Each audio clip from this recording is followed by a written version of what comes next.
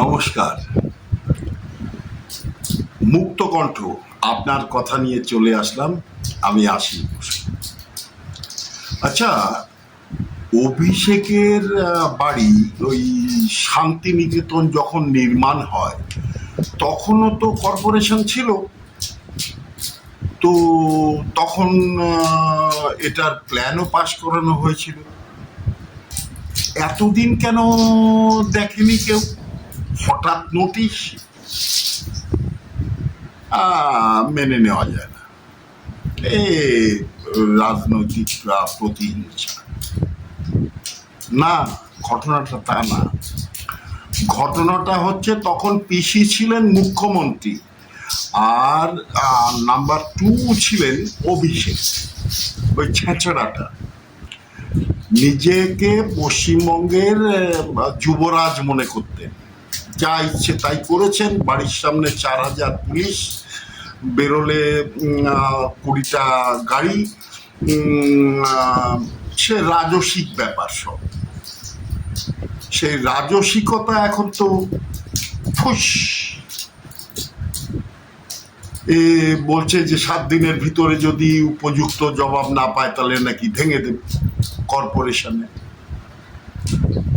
এদিকে কর্পোরেশনের যে প্রধান ওই ফিরহাদ হাকিম ববি, উনি বলছেন আমি তো এর কিছুই জানি না। ঘটনাটা কি ঘটছে এইটাই তো মাথায় ঢুকছে না।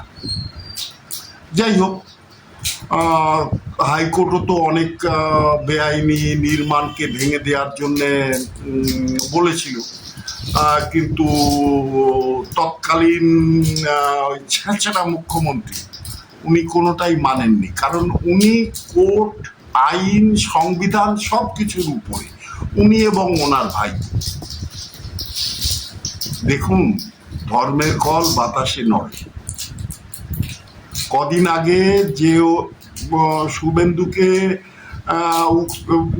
তিতি বিরক্ত করে মেরেছিল, বিরোধী আসনে বসার বিরোধী নেতাকে 11 মাস বাইরে রেখেছিল। এখন জ্ঞান দিচ্ছে না, আমরা উপযুক্ত বিরোধী পক্ষ, আমাদের সম্মান আমাদের দিতে হবে। এতদিন মনে ছিল না? ও এখন নিজের পিঠ বাঁচানোর তাগিদ এসছে। এখন খুব গণতন্ত্র কি রাষ্ট্রীয় সংযুক্ত কাঠামো, এতদিন এসবের কোনো বালাই ছিল না। যাকে যা ইচ্ছে হয়েছে তাই বলেছে। প্রধানমন্ত্রীর থেকে শুরু করে প্রধানমন্ত্রীকে তুই তুকারি, গৃহমন্ত্রীকে তুই তুকারি, তোর বাপ ক্ষমতা থাকলে আয়, বাপ তুলে কথা। যাক, পুরনো কাসন দিয়ে সব হয়ে গেছে, এইসব আর কেটে লাভ নেই। তবে গায়ে খুব লাগে যখন এই তৃণমূলীরা এখন এই বিরোধী পক্ষে বসতে হবে, তাই এখন পিঠ বাঁচানোর তাগিদে এখন বলছে গণতন্ত্র, আমরা পরিষদীয় গণতন্ত্রে আমরা চাই বিরোধীদের সম্মান জানানো হোক। বাপরে বাপ, ভূতের মুখে রাম নাম। সবই মানতে হবে, দেখতে হচ্ছে। কিন্তু একটা কথা, যারা এই 15 বছরে ক্ষতিগ্রস্ত, শুধু এই 15 বছর ধরে বলছি না, এর আগেও যখন বামফ্রন্টের আমলে সেই মরিচঝাপি, সেই বালিগঞ্জ ব্রিজ, এগুলোর তো কোনো সুরাহাই করেননি। কারণ ওই বামফ্রন্টের ফেলে যাওয়া জুতোতে পা গলিয়েছিল এই মমতা ব্যানার্জি। এমনি তো অশিক্ষিত, শিক্ষা তো সব জাল সার্টিফিকেট। এখন ওনার ছবি আর কেউ কেনে না। ওনার নাকি বইয়ের লেখা বইয়ের রয়্যালিটিতে চলে। বই পড়েছেন একটা, ওই হাম্বা হাম্বা রাম্বা রাম্বা গাম্বা গাম্বা, ওগুলো কবিতা কেউ পড়ে? তার রয়্যালিটিতে নাকি ওনার চলে। ওই যে বিশ্ব বাংলা লোগো ভাইপোর নামে করে তার রয়্যালিটি ভাইপো পেত। বুঝুন ঠেলা, এরা শয়তানির চরম পর্যায়ে পৌঁছে গেছিল। যত রকম ভাবে শয়তানি করে টাকা কামানো যায় এই পরিবারতন্ত্র তাই করেছে। যদিও বিশ্বে যতগুলো পরিবারতন্ত্র শাসন করেছে তারা এই কাজটিই করে। কেন্দ্রে যতদিন কংগ্রেস ছিল দেখেছেন পরিবারতন্ত্র শাসন কি হয়। ওই ন্যাশনাল হ্যারল্ড এখনো সব জামিনে, সোনিয়া গান্ধী জামিনে, কি বাড্রা জামিনে, প্রিয়াঙ্কা বাড্রা জামিনে, রাহুল গান্ধী জামিনে। পরিবারতন্ত্র। এবার অভিষেকের নামে এতগুলো এফআইআর, এবার এও হাইকোর্টে দৌড়ে গেছে আমায় ইয়ে দেয়া হোক, রক্ষা কবচ দেয়া হোক। মানে সেই জামিনেরই একটা পর্যায়ে আর কি। জাহাঙ্গীর ঝুঁকেগা নেহি, ছেড়ে দিয়েছে, ছেড়ে দেওয়াকে দেওয়াছে। আমি আর ভোটে লড়ছি না, ইলেকশনের 2 দিন আগে বুঝুন ঠেলা। এ নাকি ওই সর্বা, যিনি দাবাং আইপিএস, ওনাকে নাকি দেখে নেবে, কত কিছু করবে, সব ফোস। মহুয়া মৈত্র এত কিছু বলল। আচ্ছা, মহুয়া মৈত্র ওনার সম্পর্কে তো আপনারা জানেন, তারপরেও ওনার এইসব বিবৃতি আপনারা শোনেন কেন? অবশ্য শুনতেই হতো, তখন তো তৃণমূল জামানা। এখন আর ওনাকে কেউ পোছে না, বুঝবেও না, কারণ উনি ওই ইংলিশে দুটো ফটর ফটর করেন বলে। আমিও তো চাইনিজ ইয়াং জং হোম, তাই কি হরিদাস পাল হয়ে গেলাম আমি? আরে মাতৃভাষার চেয়ে বড় কিছু নেই। উনি মাতৃভাষাই জানেন না, উনি দু অক্ষর ইংরাজি বলে মনে করেন আমি বিশাল কিছু হয়ে গেছি জ্ঞানী। কোনো স্বাভাবিক জ্ঞান পর্যন্ত নেই এদের। কল্যাণ বন্দ্যোপাধ্যায় বোঝেন, ওই মাতালটা সংসদে সে কাচের গ্লাস ছুঁড়ে মেরতে যে হাত কাটেন, এইসব ঘটনা দেখেছি আমরা, তারপরেও আমরা চুপ না। গণতন্ত্র রক্ষা করতে হবে, বিরোধীদের সম্মান জানাতে হবে। ভোট পরবর্তী হিংসা খুব হচ্ছে, আমাদের বাড়ির লোক টিকতে পারছে না। আরে ভাই, যখন চন্দন দাস আর তার বাবা মুর্শিদাবাদে হত্যা হলো, তোমরা কোথায় ছিলে?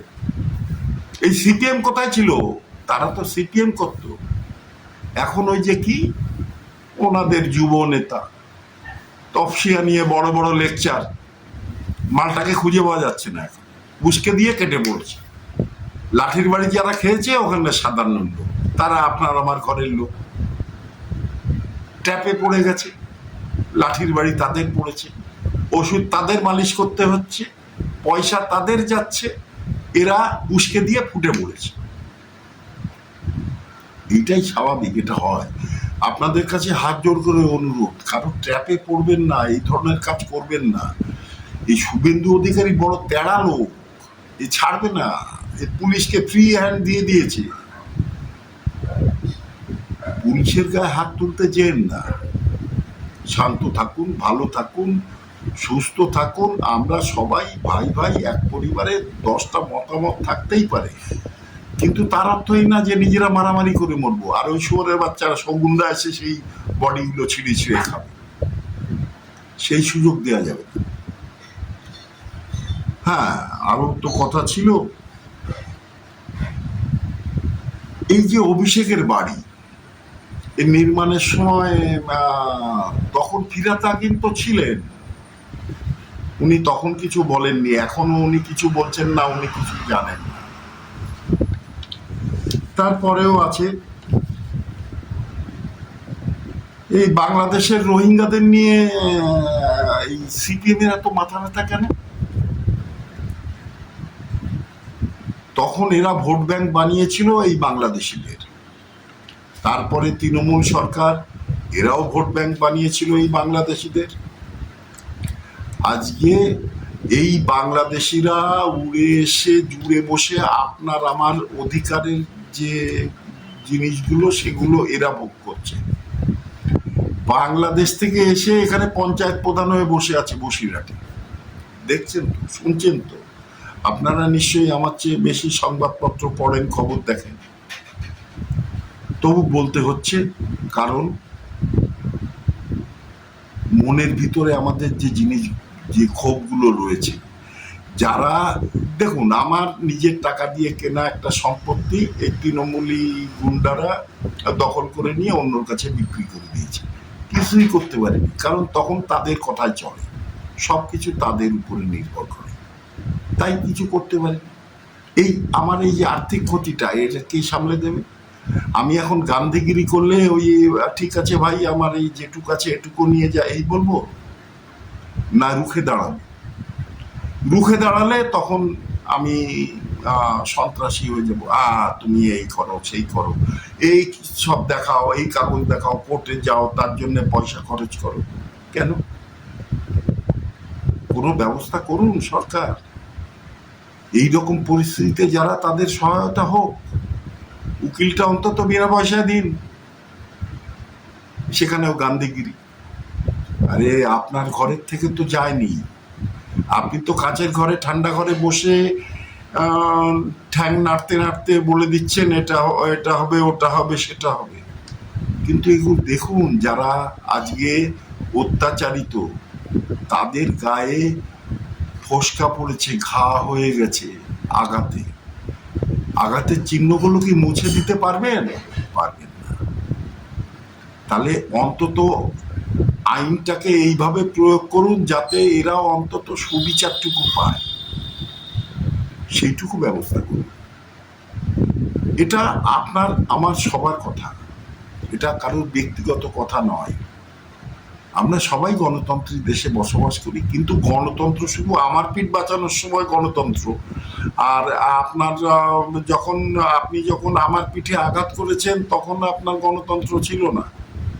এখন নিজের পিঠ বাঁচানোর সময় এখন গণতন্ত্রের কথা মনে পড়েছে। হ্যাঁ, এগুলোও চিন্তা করুন। আমি মাননীয় মুখ্যমন্ত্রী মহাশয়ের কাছে আবেদন করব, আপনি মানবিকভাবে এই কথাগুলো একটু চিন্তা করুন। আমরা যারা অত্যাচারিত, তারা অন্তত মানসিক শান্তিটুকু যেন পাই। হ্যাঁ, বিচার হচ্ছে। যাক, আর বেশি কথা বলে আপনাদের সময় নষ্ট করব না। আমাদের দেশ আজকে একটা বাজে পরিস্থিতির ভিতরে রয়েছে, কারণ হরমুজ নিয়ে একটা ইরানের সাথে, আমেরিকার সাথে একটা দ্বন্দ্ব চলছে। আমাদের প্রধানমন্ত্রী উনি এই সময়ের ভিতরেও যে ইউএইর সাথে একটা চুক্তি করেছেন, যে চুক্তি অনুযায়ী ইউএই আমাদের এই এনার্জি সেক্টরে আমাদের সহযোগিতা করবে। জ্বালানির ক্ষেত্রে তারা নিজের অর্থ খরচ করে একটা ভান্ডার রাখছে, যে ভান্ডারে শুধু ভারতের জন্য তেল তারা সংরক্ষণ করবে। এগুলো তো প্রয়োজন আমাদের। এর জন্য প্রধানমন্ত্রীকে যেতেই হবে বিদেশে। এটা বললে তো চলবে না আমাদের জন্য সোনা কেনা বন্ধ আর আপনি বিদেশ ঘুরছেন। এই সিপিএম এই কথা কেন বলছে? এদের একবার জিজ্ঞেস করুন না, কোনো উত্তর নেই। যখন এদের নিজের পিঠ নিয়ে টান পড়বে তখন এরা অনেক কথা বলবে। যখন এরা অন্যের উপরে আক্রমণ করবে তখন এদের গণতন্ত্রও থাকে না, কোনো তন্ত্র থাকে না, তখন শুধু থাকে স্বৈরতন্ত্র। যেই নিজের উপরে আসবে তখন আমার গণতন্ত্র চাই, আমার এই চাই, সেই চাই। যাক, আপনারাও সবাই একটু চিন্তা করুন, এবং সবাই আবেদন করি আমরা মুখ্যমন্ত্রী মহাশয়ের কাছে, মহোদয় যেন আমাদের এই বিষয়গুলো একটু নজর দেন।